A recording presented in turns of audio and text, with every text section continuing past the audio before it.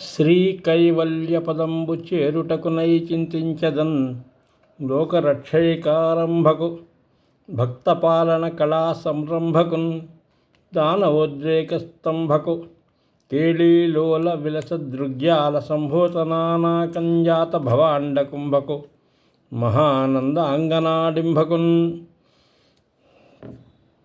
శ్రీకృష్ణుడికి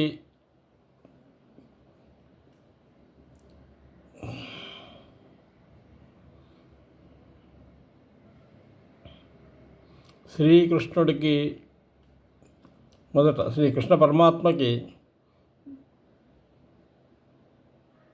ప్రార్థన చేస్తూ ఆయన గురించి మహానందాంగనాడింభకుడు అంటే ఆయన పెరిగినటువంటి ఆ యశోదాదేవి దగ్గర ఉన్న మహానందాంగన అంటే యశోదాదేవి దగ్గర ఆయన ఉన్నటువంటి ఆ చిన్న బాలకృష్ణుడి గురించినటువంటి విషయంగా రాశారు ఈయన. శ్రీకైవల్యపదంబు చేరుటకునై చింతించదన్ లోకరక్షైకారంభకు భక్తపాలన కళా సంరంభకున్ దానవోద్రేకస్తంభకు కేళీలోల విలస దృగ్యాల సంభూతనానాకంజాత భవాండ కుంభకు మహానందాంగనాడింభకున్. తర్వాత అమ్మవారు సరస్వతీదేవి గురించి ఒక చక్కటి పద్యం రాశారు. క్షోణితలంబు నెన్నుదురు శోకమృక్యును తింతు సైకతశ్రోణికి చెంచరీక జయ సుందరవేణికి రక్షితానత శ్రేణికి తోయజాత భవచిత్త వశీకరణైక వాణికి అక్షదామశుక వారిజ పుస్తకరమ్యపాణికిన్. తర్వాత అమ్మవారిని గురించి కనకదుర్గ అమ్మవారి గురించి చెప్తూ ఒకటి. అమ్మల గన్నయ్యమ్మ ముగురమ్మల మూలపుటమ్మ చాలా పెద్దమ్మ సురారులమ్మ కడుపారడి బుచ్చినయమ్మ తన్నులో నమ్మిన వేల్పుటమ్మల మనమ్మల నుండెడియమ్మ దుర్గ మాయమ్మ కృత ఆబ్ధియీవిత మహత్వ కవిత్వ పటుత్వ సంపదల్. లక్ష్మి హరికిన్ పట్టపుదేవి పుణ్యముల ప్రోవు అర్ధంపు పెన్నెక్క చందురు తోబుట్టువు భారతి గిరిసుతలతో నాడు పూబోని తామరలందుండెడు ముద్దరాలు జగముల్ మన్నించు నిల్లాలు భాసురతన్ లేములు వాపు తల్లి సిరిచ్చున్ నిత్య కళ్యాణమున్. చేతులారంగ శివుని పూజింపడేని నోరు నొవ్వంగ హరికీర్తినుడు వడేని దయయు సత్యంబులోనుగా దలపడేని కలుగ నేటికి తల్లుల కడుపు చేటు. తర్వాత భాగవతాన్ని ఆయన రాస్తున్నాడు అనేటువంటి విషయంగా చెప్తూ పలికెడిది భాగవతమట పలికించు విభుండు రామభద్రుండట నే పలికిన భవహరమగునట పలికెద వేరొండు గాథ పలుకగనేలా.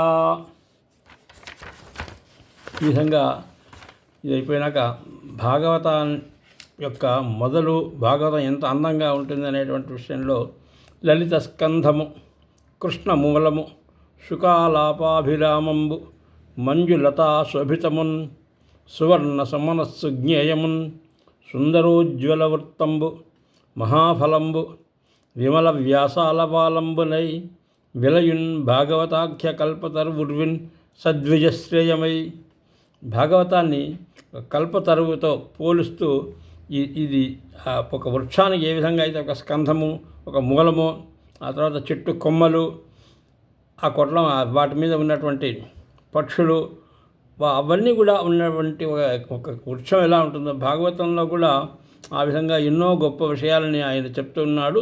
ఉర్విన్ సద్విజశ్రేయమై సద్విజులు బాగా చదువుకున్న వాళ్ళు పండితులైనటువంటి వాళ్ళందరూ కూడాను దాని గురించి మాట్లాడుకునేటట్టుగా ఉర్విన్ సద్విజశ్రేయమై ఉండేటువంటి ఒక చెట్టు అయితే ఏ విధంగా ఒక చెట్టు మీద అన్ని రకాలైనటువంటి పక్షులు చేరి దాని మీద ఒక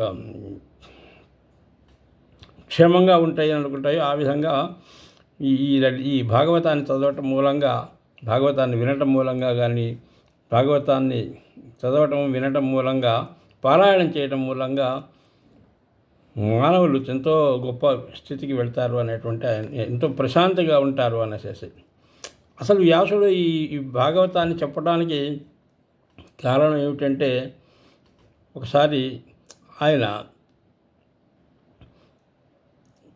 నారద మహర్షి వెళ్ళినప్పుడు వ్యాసుడు చాలా చింతాక్రాంతులై కనిపించాడు. ఏమయ్యా వ్యాస మహర్షి, ఎందుకు అలా చింతగా ఉన్నావంటే, నేను మానవులు ఇప్పుడు ఈ భాగవతాన్ని ద్వాపరయుగం చివరి కాలంలో రాయబడింది కాబట్టి ఇది అప్పటికి మనుషులు ఏ విధంగా ఉంటున్నారు అంటే, అలసులు, మందబుద్ధియుతులు, అల్పతరాయువులు, ఉగ్రరోగ సంకలితులు, మందభాగ్యులు, సుకర్మములేవి చేయజాలరీ కలియుగమందు మానవులు, కావున నెయ్యది సర్వసౌఖ్యమయ్యలవడు, నేమిటన్బడమున ఆత్మకు శాంతి మునీంద్ర చెప్పవే. ఈ కలియుగంలో మనుషులంతా కూడా ఏ లక్షణాలు ఎంత మందబుద్ధులుగా, ఎంత బద్ధకస్తులుగా ఉంటారు. కాబట్టి వాళ్ళని మనం ఉద్ధరించాలి అంటే, అందరూ కూడాను క్షేమంగా సుఖంగా ఉండాలి అంటే, వాళ్ళకి శాంతి కలగాలి అంటే ఏం చేయాలి అనేటువంటి దాన్ని అడిగాడనమాట. అప్పుడు నారదుడు ఈ వ్యాసమునీంద్రుడికి, నువ్వు భాగవతాన్ని రాయి, కృష్ణ కథలను చెప్పు, ఆ కృష్ణుడి కథలను చెప్పినప్పుడు అందరికీ అవి చదువుకుని వాటిని అర్థం చేసుకుని విని వాళ్ళు శాంతి పొందుతారు అన్నట్టుగా ఆయన చెప్పాడనమాట. ఇక్కడితో ఇంట్రడక్షన్ అయిపోయింది. తర్వాత కొన్ని మంచి గొప్ప ఇదిగా అనిపించినటువంటి పద్యాలు నేను చదువుతున్నాను. కోపముతోళ నీవు దధికుంభము భిన్నము చేయుచున్నచో, గోపిక త్రాట కట్టిన వికుంచిత సాంజన బాష్పతోయ ధారా పరిపూర్ణ వక్త్రము కరంబుల బ్రాముచు కరంబులను బ్రాముచు వెచ్చనూర్చుచున్ బాపలవై నటించుట కృపాపరనామది జ్యోత్యమయ్యడిని నామది చోద్యమయ్యడిని. కుంతీదేవి శ్రీకృష్ణుని అలా చూస్తూ ఉన్నప్పుడు ఆయన, ఏమిటి నాకేసి ఎందుకు ఇలా చూస్తున్నావు నువ్వు అని అడిగాడు. ఏది మహాభారత యుద్ధం అంతా అయిపోయి ఆయన కృష్ణుడు మళ్ళా ద్వారకగా వెళ్ళిపోతున్న కాలంలో ఇప్పుడు కుంతీదేవి ఎందనమాట, నువ్వు చాలా చిన్న స్థలంలో నువ్వు ఎంతో అమాయకంగా నువ్వు కోపంతో అన్నటువంటి ఆ వెన్నకొండని, ఆ పెరుగుకొండని నువ్వు పగలగొట్టినప్పుడు నీ అమ్మ యశోద నిన్ను ఒక తాడుతో కట్టేసేసి చెట్టుకి పెట్టినప్పుడు నువ్వు ఏడుపు మొహం వేసుకొని నీ కళ్ళల్లో జారుతున్నటువంటి ఆ కన్నీళ్ళని తోసుకుంటూ చేతులు వెనక్కి తిప్పి ఆ కళ్ళని తుడుచుకుంటూ ఎంతో చిన్నపిల్లవాడిలాగా నువ్వు నటించావే, నువ్వు ఎంతో ఇదైనటువంటి వాడివి, ఎంతో పరమాత్ముడివి అయినటువంటి నువ్వు ఆ విధంగా ఒక చిన్న పిల్లవాడిలాగా నటించడం అనేటువంటి చూస్తే నాకు చాలా ఆశ్చర్యం వేసింది అని చెప్పినేసింది అన్నమాట ఆవిడ. అలాగే భీష్ముడు కూడా ఆయన్ని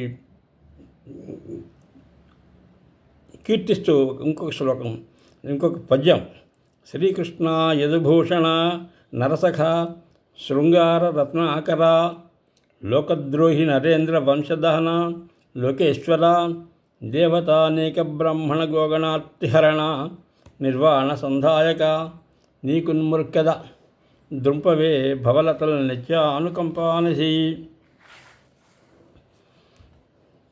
తర్వాత ఈ ప్రథమ స్కంధంలోనే వాయువశంబులయ్యకసి వారిధరంబులు మింట గోడుచున్ వాయుచునుండు కైవడి ప్రపంచము సర్వము కాలతంత్రమై పాయుచు గోడుచుండు నొకభంగి చెరింపదు కాలమన్నయున్ చేయుచునుండు కాలము విచిత్రము దుస్తరమెట్టి వారికి. కాలాన్ని గురించి చెప్పాడనమాట.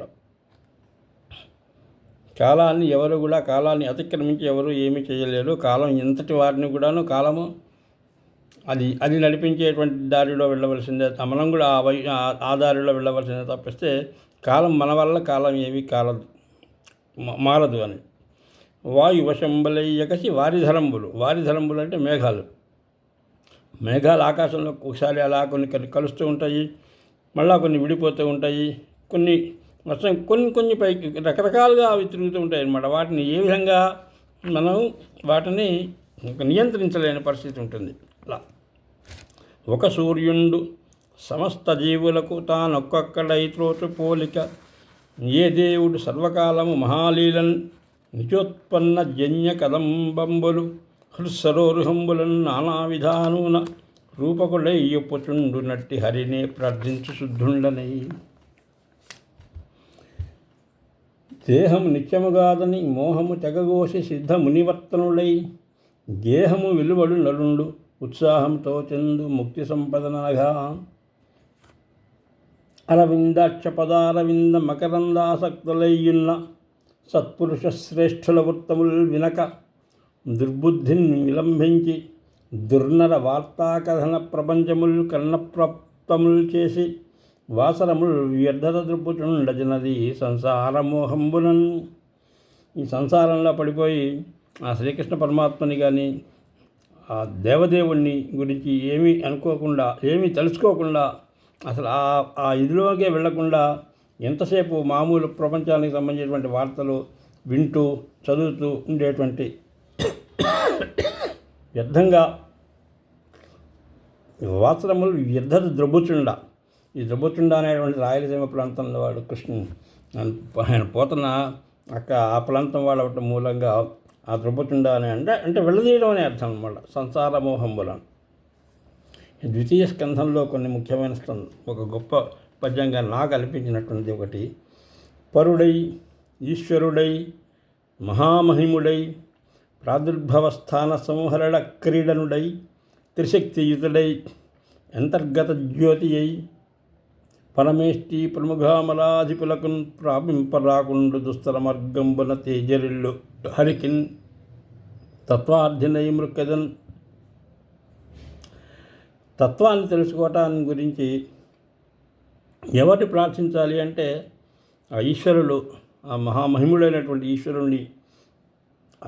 ఎందుకంటే ఈశ్వరుడే అన్ని శక్తులకి అన్నిటికీ కూడాను ఆయన నియంత్రిస్తున్నాడు కాబట్టి ఆయనని మనం ప్రార్థించినప్పుడు మాత్రమే మనకి ఆయన గురించి ఏమన్నా తెలుసుకునేటువంటి అవకాశం వస్తుంది. ఎందుకంటే ఆయన అనుగ్రహం లేకుండా ఆయన గురించి ఎవరు తెలుసుకోలేరు.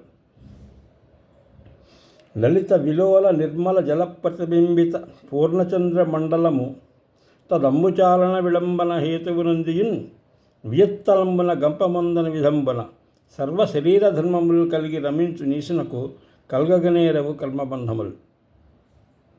ఇది ఒక చక్కటి పద్యం. ఇదేమిటంటే ఆకాశంలో నిశ్చలంగా ఉన్నటువంటి పూర్ణచంద్ర బింబము కింద ఉన్నటువంటి ఒక తటాకంలో చూసినప్పుడు మనకి అది ఆ తటాకంలో ఉన్నటువంటి నీరు కదులుతూ ఉన్నప్పుడు ఈ చంద్రుడు కూడా కదులుతున్నట్టుగా కనిపిస్తుంది. కానీ నిజంగా చంద్రుడు కదులుతున్నాడా అంటే చంద్రుడు కదలట్లేదు. చంద్రుడి పైన ఆకాశంలో అక్కడే ఉన్నాడు. అదేవిధంగా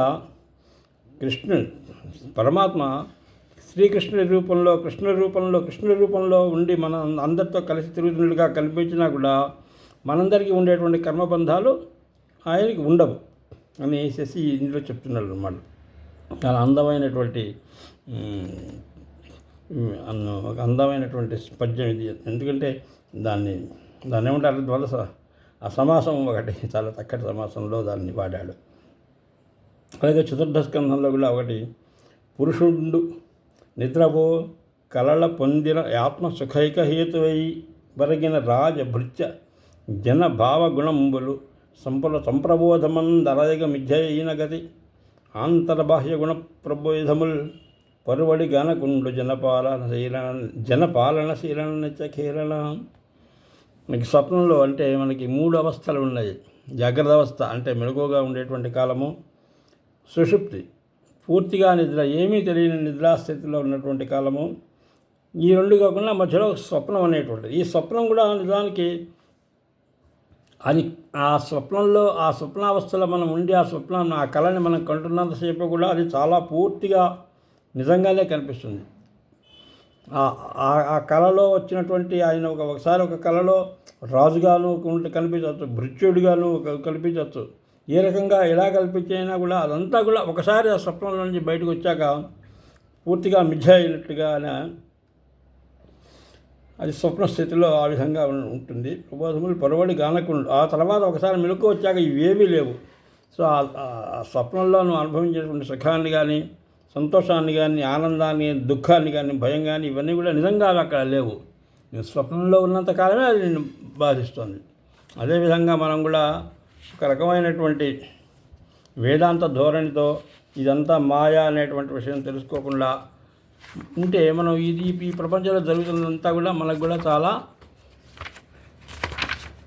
క్లిష్టంగాను చాలా ఇదిగా ఉన్నట్టుగా అనిపిస్తుంది అని చెప్పనేసి ఆయన చెప్తున్నారు అనమాట. ఇక అందులో కొన్ని స్కంధాలలో కొన్ని ముఖ్యమైనటువంటి కొన్ని స్తోత్రాలు వాటికి సంబంధించినటువంటివి చదువుతాను ఒకసారి.